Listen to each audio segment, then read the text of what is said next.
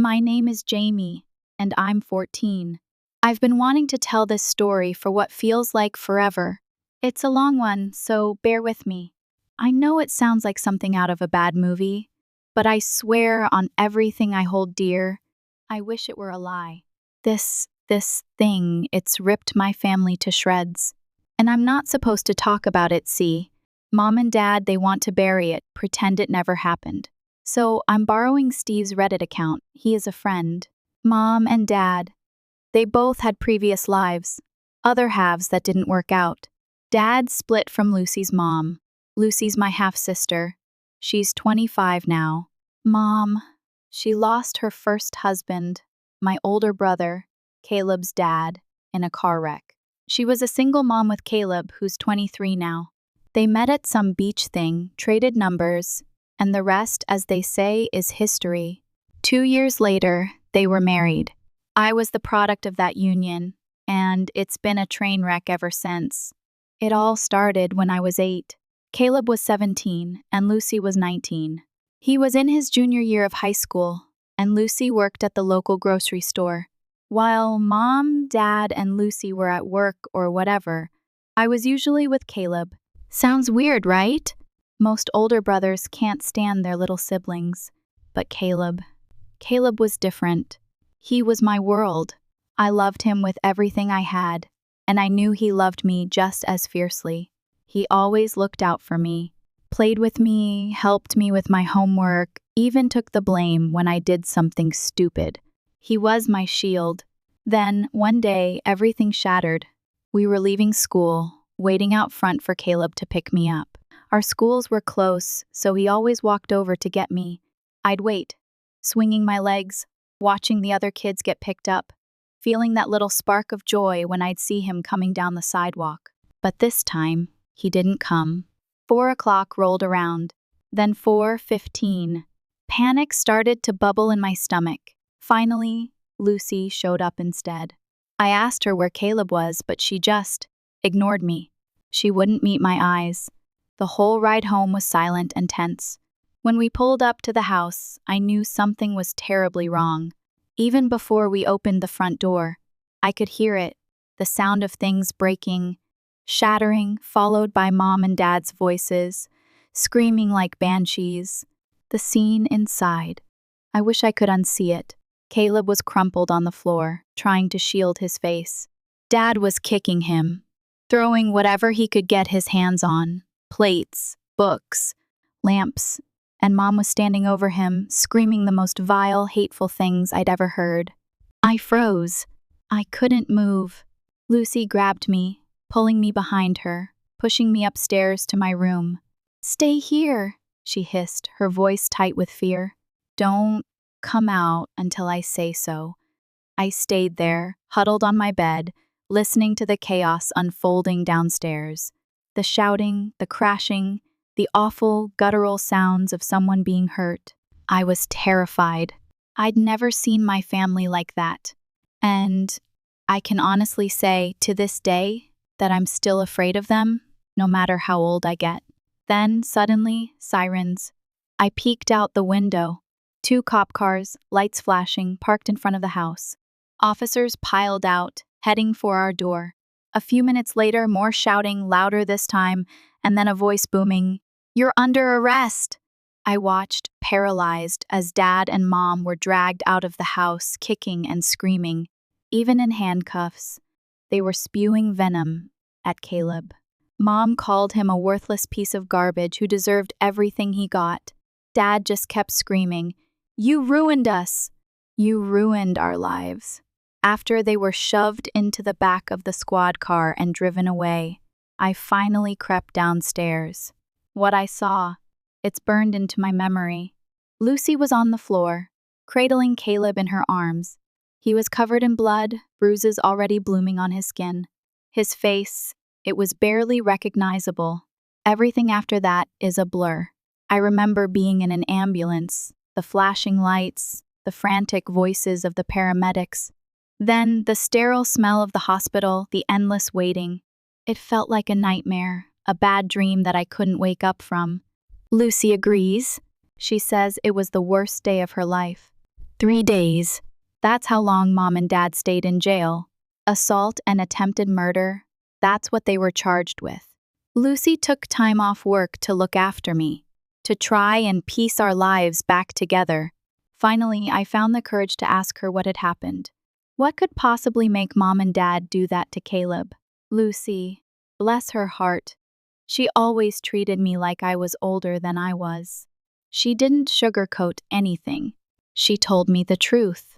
Caleb had been accused of rape by a girl at his school. I'll call her Bethany, for now. Apparently, Bethany ran screaming to the school office, claiming Caleb had assaulted her. She had bruises, scratches, the whole 9 yards. The school called Mom and Dad, Bethany's parents, and the police. Caleb tried to explain that he hadn't done anything. He swore he was innocent, but Mom and Dad, they didn't listen. They took Bethany's side. They just assumed he was guilty. The police said they would investigate, run tests. But in the meantime, Caleb and Bethany were allowed to go home. That's when Mom and Dad lost it. They went ballistic on Caleb. And now, here he was, hospitalized, with a real risk of permanent physical damage. He was practically broken. The next day, the police called Lucy. She had to bring me with her. What they told us at the station, it was like something out of a horror movie. Bethany, she was a liar. A twisted, manipulative liar. I wish I could say something stronger, something that truly captured the disgust I feel for her. She filed a false report. She made it all up. And the reason? Because she and Caleb didn't like each other. They'd had an argument, a stupid teenage spat, and she decided to get revenge. She'd inflicted the injuries on herself, planned the whole thing, rehearsed her story. She thought it would get Caleb expelled, ruin his life. But she made one fatal mistake. She bragged about it to her friends during a video call. She laughed about how she'd framed him. What she didn't count on was that not everyone was on her side. One of her friends, someone who'd been a victim of abuse herself and never been believed, finally found the strength to come forward. She went to the police, told them everything. She even had a recording of Bethany confessing. Faced with irrefutable evidence, Bethany cracked. She admitted the truth. Lucy was furious. She wanted to rip Bethany limb from limb. The police calmed her down, said Bethany's parents would have to pay a fine for filing a false report and defamation. Lucy thought that was fair, but it wasn't enough. Not nearly enough. When we got home, Mom and Dad were there. As soon as Lucy saw them, she exploded. She told them everything that happened at the police station, her voice rising with each sentence, tears streaming down her face. They just stood there, stunned, their faces paling with every word. By the time she finished, Mom was sobbing. Dad, he just stood there, frozen. Then, he did the worst thing he could possibly do. He opened his mouth and said, "Are you sure about this?" That was the match that lit the fuse. Lucy launched into a blistering tirade. She ripped into them, piece by piece, for being the worst parents imaginable, for believing Bethany's accusations without a shred of proof. Dad tried to justify it, said Bethany's word carried weight. But Lucy shot him down, said that without evidence, her words were worthless. I know that in real life, a lot of people who've been assaulted get called liars when there isn't proof. But this was different. Bethany lied. Deliberately, maliciously lied. And she did it for a stupid, petty reason. I hope that's understood. Dad was completely deflated after that. He didn't say another word. For days, the house was silent, heavy with guilt and shame. But it wasn't the same without Caleb. He was the heart of our home, kind and joyful and welcoming to everyone. To this day, I can't understand how Mom and Dad fell for Bethany's lies so easily. I hate them for it. I'll never forgive them. After what felt like an eternity, Caleb woke up. But he woke up to a body that was broken, a life that was shattered. His jaw was fractured. He lost 60% of his vision in one eye. His arm and forearm were broken. His ribs were severely damaged, one of them dangerously close to puncturing a lung. His leg was so badly injured that he'll never be able to walk without help. And on top of all that, he developed PTSD, depression, and crippling anxiety. My brother, he was never the same again. He still suffers from constant pain. He has to take a cocktail of controlled medications just to get through the day. He didn't speak for weeks. And even after they removed the device holding his jaw in place, he barely said a word. He only spoke when we asked him a direct question. He wouldn't say when he was hungry, and sometimes out of nowhere he would just start crying. Silent, heartbreaking tears. I think it was the trauma, the sheer weight of what had happened to him. I wanted to hug him, to hold him close and tell him everything would be okay. But his injuries were so severe that it was too risky. Mom and Dad tried to visit him. Mom begged us to let them. Dad tried to force us. But Lucy forbade it. She knew the last thing Caleb wanted was to see them. She told them this, made it crystal clear. But it wasn't enough. One day, Lucy couldn't visit him because of work. Mom and Dad saw it as their golden opportunity. They hatched a plan, convinced themselves that it would all work out. They'd visit Caleb, apologize, he'd forgive them, and they'd be a happy, united family again. Big mistake! As soon as they entered his hospital room, Caleb let out the loudest scream I'd ever heard from him. Nurses and doctors came rushing in, trying to calm him down. He was hysterical. "Get them out of here," he screamed. "They're murderers! They've come to finish the job. Please, get them out of here." And then he started crying, great, heaving sobs, before finally passing out from the stress. Of course, Mom and Dad were immediately kicked out. They were officially banned from seeing Caleb. Only Lucy and I were allowed to visit him. Mom cried all night. Dad, he blamed Caleb, said he was exaggerating, being dramatic. After months of physical and mental recovery, Caleb was finally discharged from the hospital. Mom and Dad had the audacity to ask him to come back home. His response? "I wouldn't come back to that house if it was the last place on earth. As far as I'm concerned, I don't have parents anymore. I hope you both rot in hell for everything you did to me." Caleb moved in with his paternal grandparents, who had no idea what had happened until that moment. He took out a restraining order against Mom and Dad. He told Lucy and me that we were welcome to visit him any time we wanted. And we did. I'm pretty sure I spent more time there than at home with Mom and Dad. But the final straw, it happened at a family gathering. We discovered that Dad had been lying to everyone. He'd told them that Caleb had dropped out of school, gotten hooked on drugs and run off, taking all his belongings and the money they'd been saving for my college education. The money wasn't even theirs. It was Caleb and Lucy who had been saving up. Caleb had worked countless part-time jobs, sacrificing his own free time to earn extra cash. He said I deserved a better future. Lucy and I were livid. We told the whole truth to the family. They were in disbelief, utterly disgusted with Mom and Dad. The only people who stood by them were my paternal grandparents, who said, "To err is human," and that Mom and Dad hadn't done anything wrong. They were just ashamed of what they'd done. But no one else listened. The rest of the family abandoned them. Then they all went to find Caleb to apologize. Fun fact, Caleb called me the next day, utterly bewildered. He asked why people he hadn't spoken to in months were suddenly showing up, begging for his forgiveness. He had no idea why.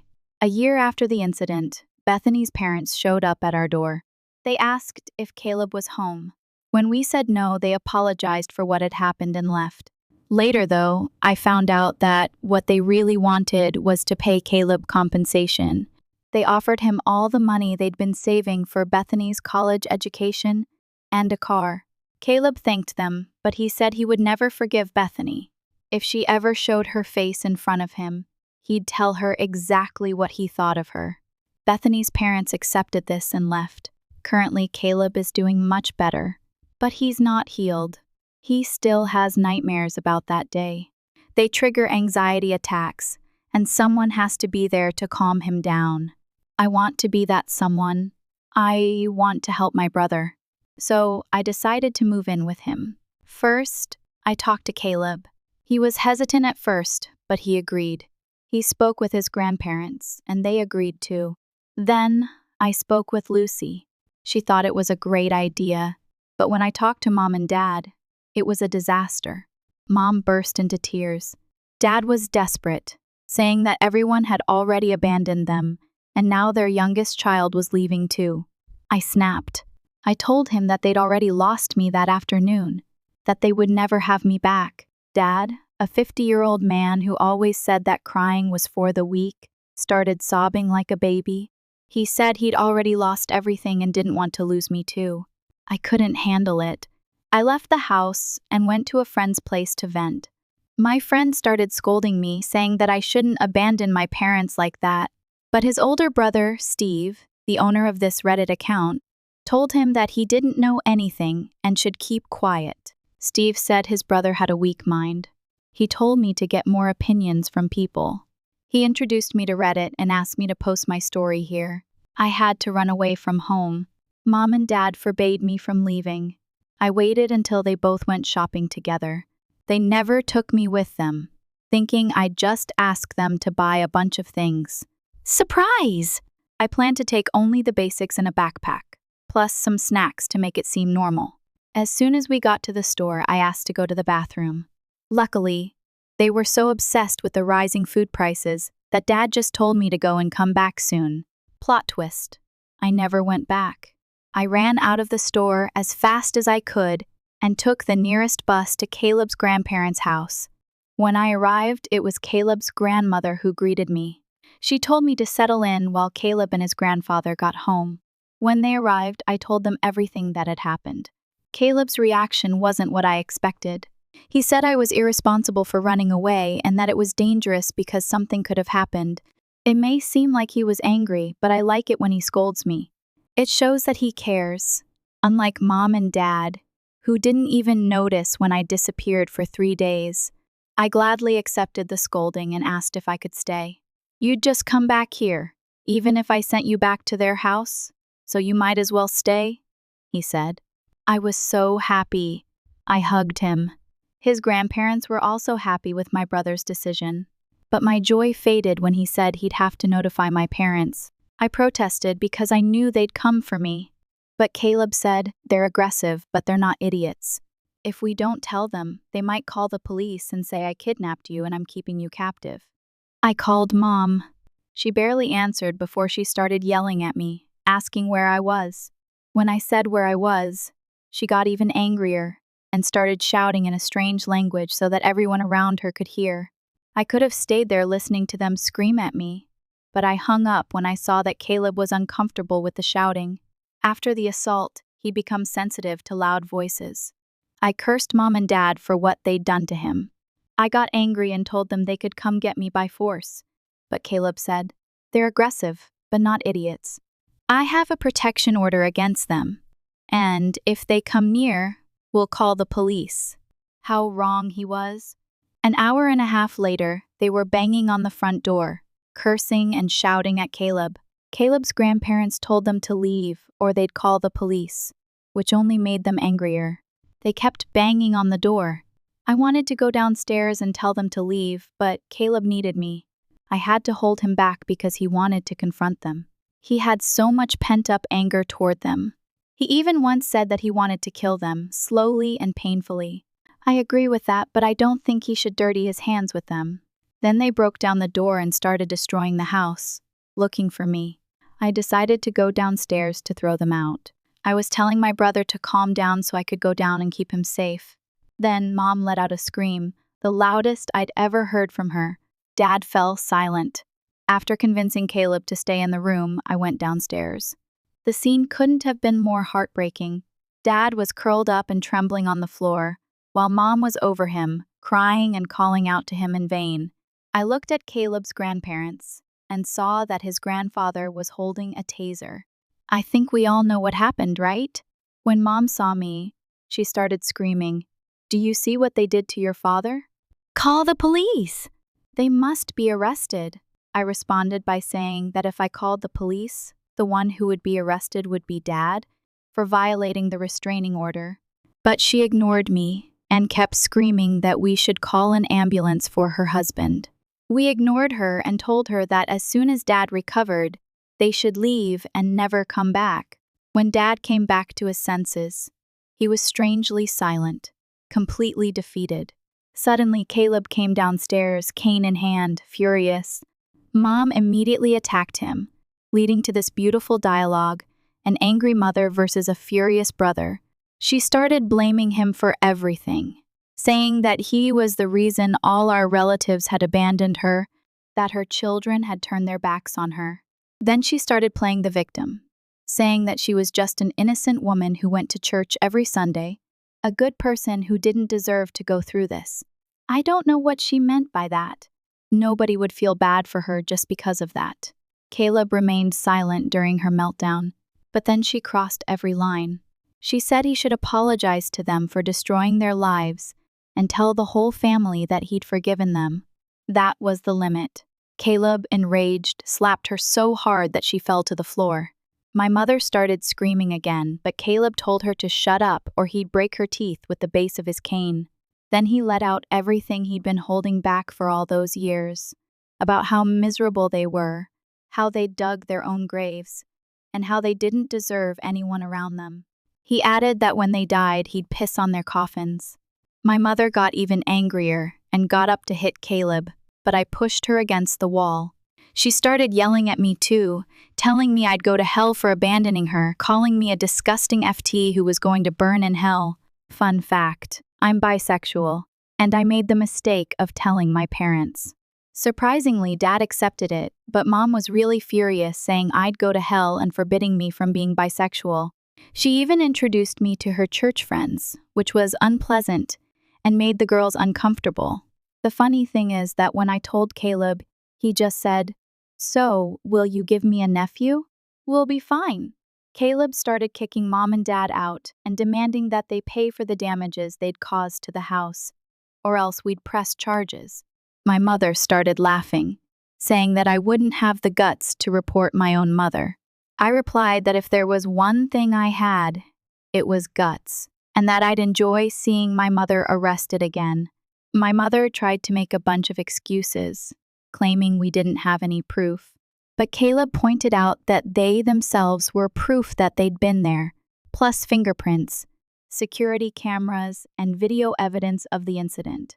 Finally, she accepted her defeat and they left. But before they did, Caleb wanted to add the cherry on top.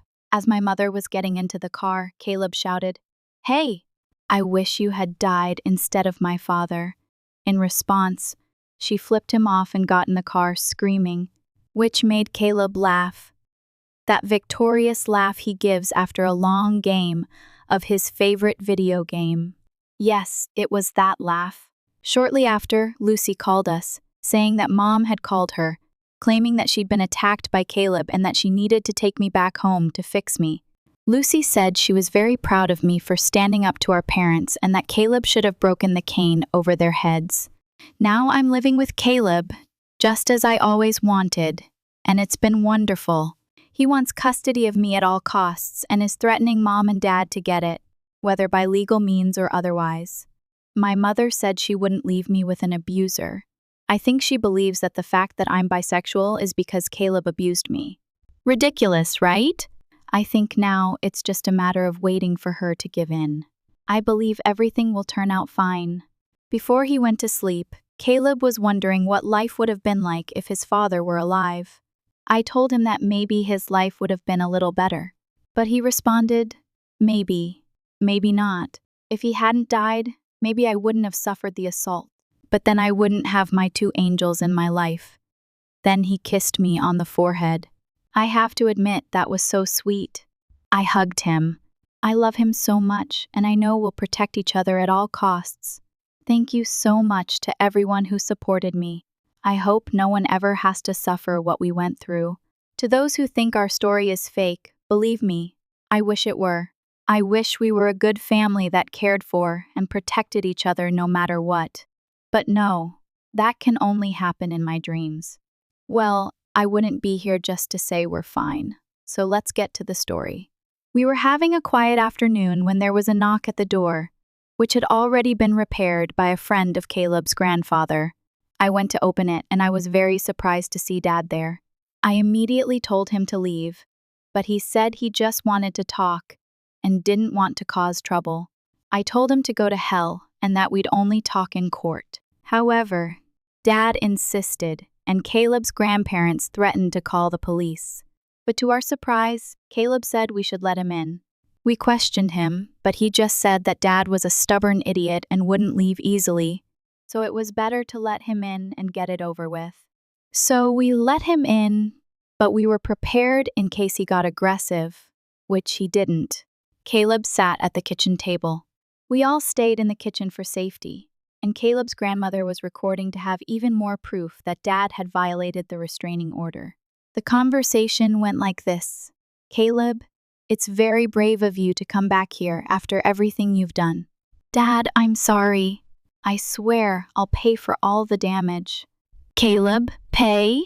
You think you can solve everything with money, right?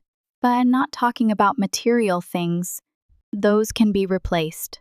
What you did to me is priceless. Dad, I know. I'm sorry. I swear I would give my life to go back in time and do things differently. Caleb, yeah, but unfortunately you can't turn back time, and the damage is already done. You destroyed me. You destroyed your family. Dad, but it was an accident. If you had told us from the beginning, maybe things would have been different. Caleb, more lies, you bastard. You didn't want to listen to me. Do you even know what you did to me? You made me feel like I didn't deserve to live. You made me want to die. Do you have any idea what that feels like? Of course not. Because you're a damn abuser, and the abuser will never feel the fear that the victim feels. You son of a... At that moment, Caleb started crying. But it was a cry of anger and resentment that he'd been holding inside for all those years. Dad kept apologizing in vain, but Caleb said that the only reason he wanted to apologize wasn't because of regret, but to make himself feel better.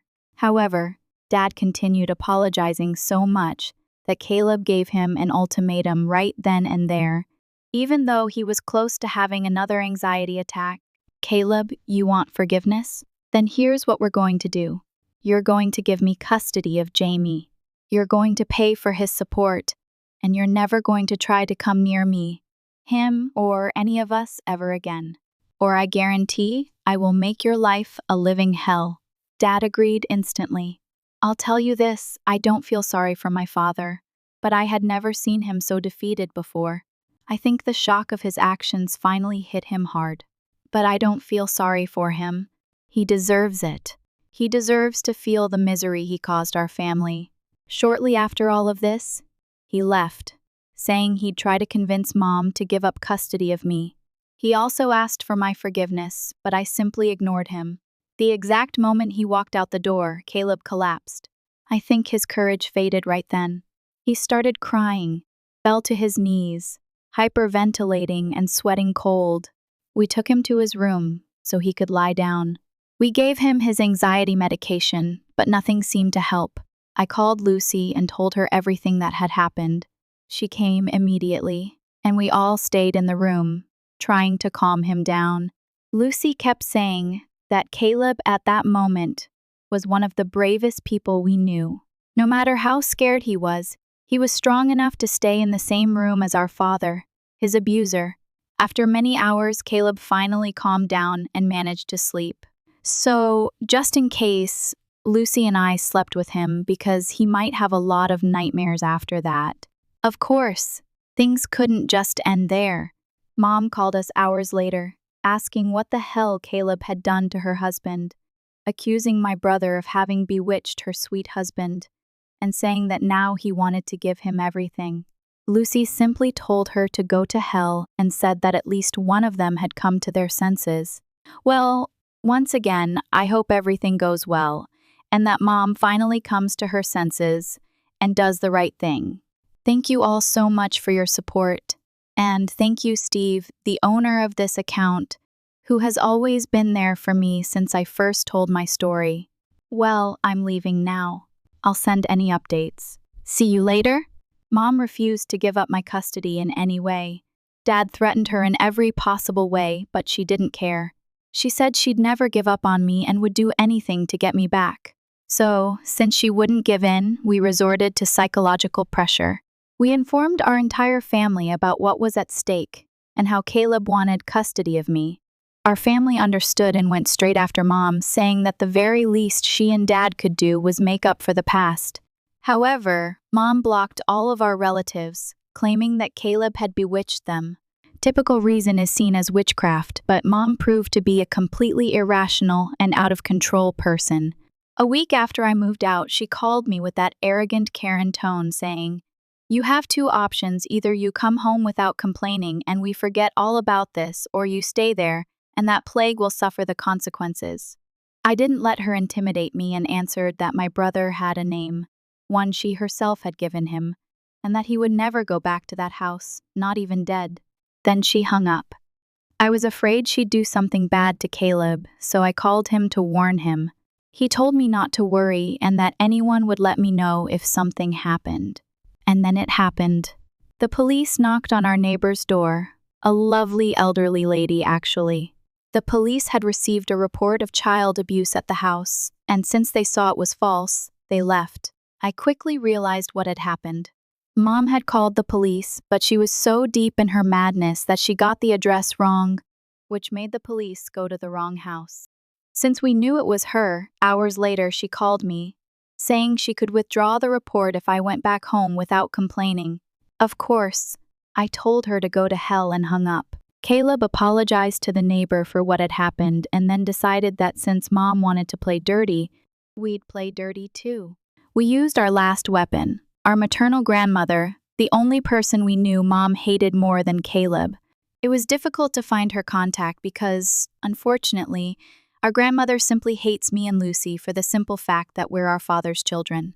Yes, she's the typical grandmother who has a favorite grandchild, who in our case is Caleb, which gave us an absurd advantage.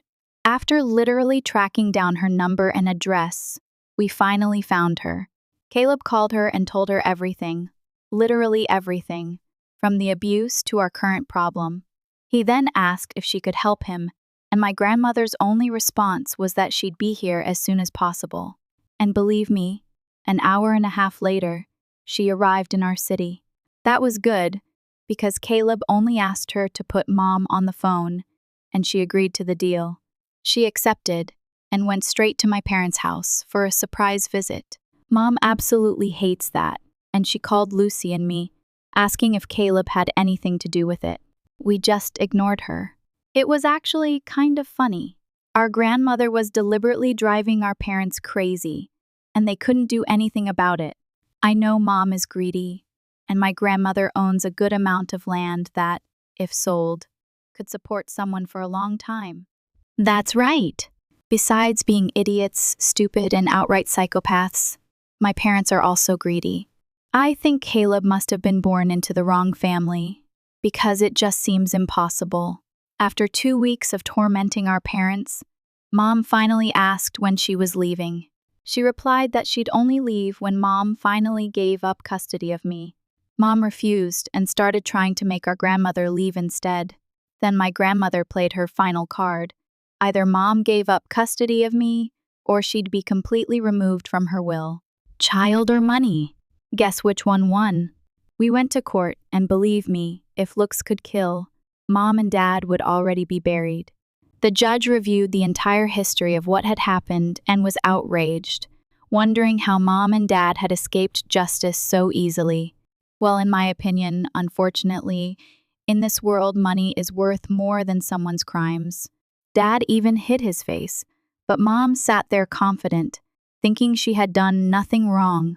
I think the most intense moments were when Caleb and Mom would glare at each other from time to time. Believe me, if you'd been there and seen the way they looked at each other, it would have been terrifying. Sometimes I forget that these two used to live together. Mom might pretend to be normal and act like your friend, but she's fake and manipulative. If you do or say something she doesn't agree with, you're seen as a threat and heavily criticized for it. Caleb, on the other hand, has such an open mind that it almost scares me. He can befriend almost any kind of person. If you ever see a young man with a cane smiling and greeting people, you can be pretty sure that might be my brother. So tell me, how is it possible that these two completely opposite beings once shared the same house? The legal process was very complicated, but at the same time quick. After all, Mom and Dad didn't dare fight for me.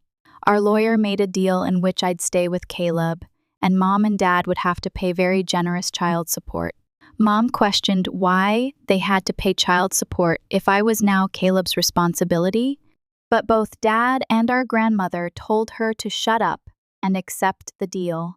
After a long time and so much anxiety, we finally did it. Now I can live with Caleb and they will have no rights over me. Exactly 30 minutes after the ruling, I deleted Mom and Dad's contact information. I don't need it anymore. They are now part of a past I want to forget.